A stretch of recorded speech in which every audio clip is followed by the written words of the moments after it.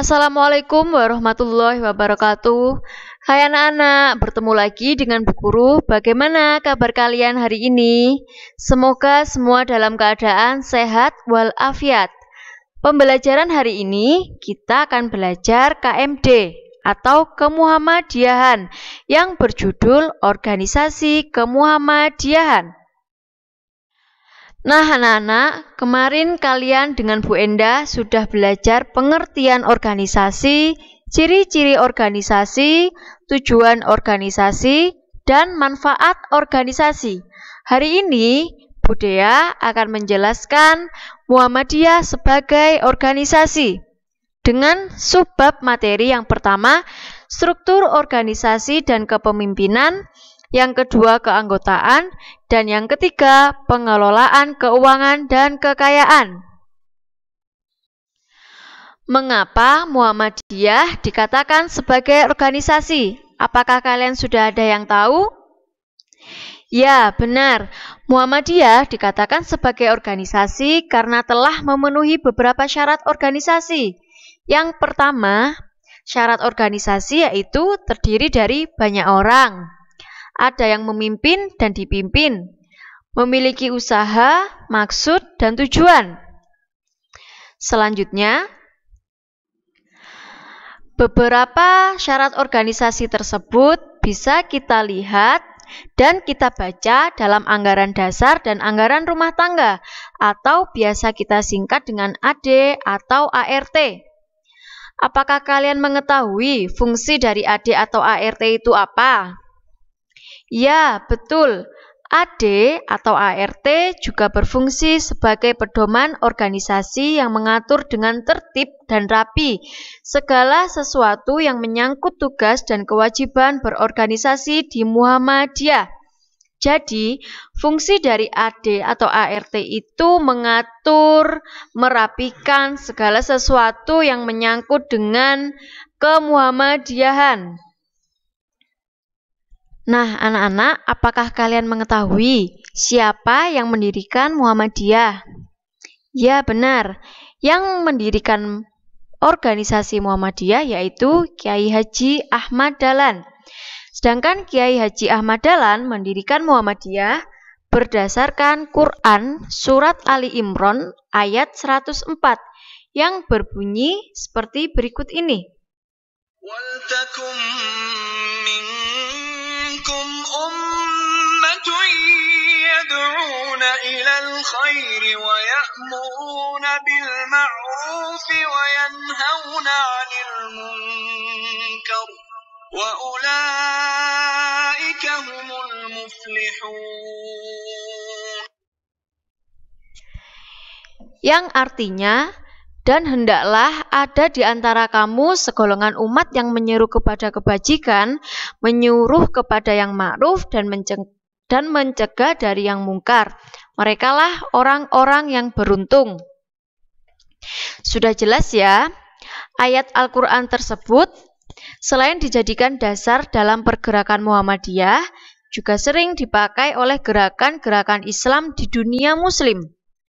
Ayat di atas juga mengandung penegasan untuk menjalankan dakwah Islam secara terorganisir dan perlunya kita semua untuk berorganisasi. Anak-anak, dalam melakukan kegiatan apa saja agar kegiatan tersebut dapat mencapai tujuan, diperlukan organisasi. Demikian halnya dengan Muhammadiyah. Di dalam Muhammadiyah, organisasi dilaksanakan secara bersama-sama oleh beberapa orang supaya mencapai tujuan bersama. Istilah ini biasa dikenal dengan sebutan kepemimpinan kolektif kolegal. Selanjutnya, struktur organisasi dan kepemimpinan. Struktur organisasi Muhammadiyah itu terdiri atas yang pertama, ranting. Ranting sendiri yaitu kesatuan anggota dalam satu tempat atau kawasan.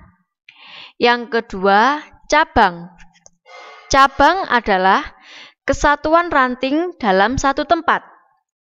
Yang ketiga, daerah.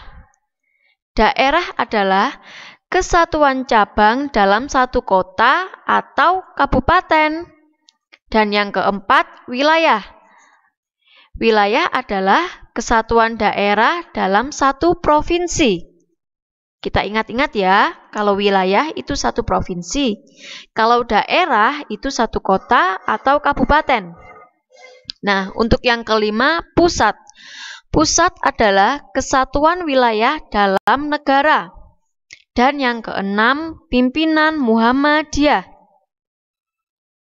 Nah, anak-anak, selanjutnya kita akan mempelajari struktur pimpinan Muhammadiyah. Yang pertama, pimpinan pusat Muhammadiyah. Kita garis bawahi ya, pimpinan pusat Muhammadiyah itu sudah jelas pemimpin yang tertinggi Muhammadiyah secara keseluruhan. Pimpinan pusat itu pemimpin yang tertinggi di Muhammadiyah. Yang kedua, pimpinan wilayah Muhammadiyah. Pimpinan wilayah Muhammadiyah sendiri yaitu pimpinan wilayahnya dan melaksanakan kebijakan pimpinan pusat. Pimpinan wilayah Muhammadiyah biasa kita singkat menjadi PWM. Pimpinan wilayah itu seperti Jawa Timur, Jawa Barat, Jawa Tengah, dan sebagainya. Nah, untuk pimpinan pusat sendiri yaitu negara kita, yaitu negara Indonesia. Untuk struktur pimpinan Muhammadiyah yang ketiga, terdiri dari pimpinan daerah Muhammadiyah, atau biasa kita singkat menjadi PDM. PDM sendiri yaitu pimpinan dalam daerahnya dan melaksanakan kebijakan pimpinan di atasnya. Contoh PDM itu seperti Kota Malang, Kabupaten Banyuwangi, Kabupaten Malang, dan seterusnya. Seperti itu ya anak-anak, untuk pimpinan daerah itu satu kota atau satu kabupaten. Yang keempat, pimpinan cabang Muhammadiyah, PCM, adalah pimpinan dalam daerahnya dan melaksanakan kebijakan pimpinan di atasnya. Di atasnya itu seperti pimpinan daerah Muhammadiyah. Nah, untuk PDM di atasnya lagi ada PWM. Di atasnya PWM itu ada pimpinan pusat. Jadi, pimpinan-pimpinan tersebut melaksanakan kebijakan pimpinan di atasnya. Sampai sini apakah kalian sudah paham? Budi harap sudah paham ya. Nah, untuk yang terakhir, struktur pimpinan Muhammadiyah. Yang kelima yaitu pimpinan ranting Muhammadiyah, atau biasa kita singkat menjadi PRM. PRM sendiri adalah pimpinan dalam rantingnya dan melaksanakan kebijakan pimpinan di atasnya. Di atasnya PRM itu apa anak-anak? Benar, kebijakan pimpinan di atas PRM yaitu PCM atau pimpinan cabang Muhammadiyah. Selain pimpinan tersebut, ada juga unsur pembantu pimpinan yang terdiri dari majelis dan lembaga. Majelis dan lembaga dalam Muhammadiyah mempunyai pengertian dan tugas seperti berikut. Kita perhatikan tabel majelis dan lembaga. Majelis yaitu unsur pembantu pimpinan yang menjalankan sebagian tugas pokok Muhammadiyah. Sedangkan lembaga, unsur pembantu pimpinan yang menjalankan tugas pendukung Muhammadiyah. Kita ingat-ingat, untuk majelis menjalankan sebagian tugas pokok. Untuk lembaga menjalankan tugas pendukung.